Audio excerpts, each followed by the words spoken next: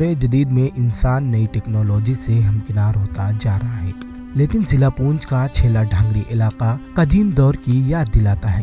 तालीम, सड़क, सेहत और मवासलात का फुकदान, हर लिहाज से ये इलाका इंतजामिया की नजरों से ओझल है।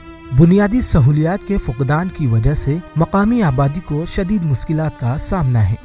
जो गल्ला लेकर लोग मंडी से आते हैं, कम से कम किसी के पास 30 किलो होता है, किसी के पास 40 किलो होता है, वो कैसी हालत में आते होंगे। ये इंतजामिया से यही मतलब है कि सबसे पहले तो हमारा रोड होना चाहिए यहाँ पर, उसके बाद में हमारा नेटवर्क होना चाहिए। नेटवर्क तो बिल्कुल जीरो यहाँ पर, आपने खुद देखा होगा। हेल्थ का बिल्कुल जीरो है, एजुकेशन का हमारा यहाँ पर जीरो है।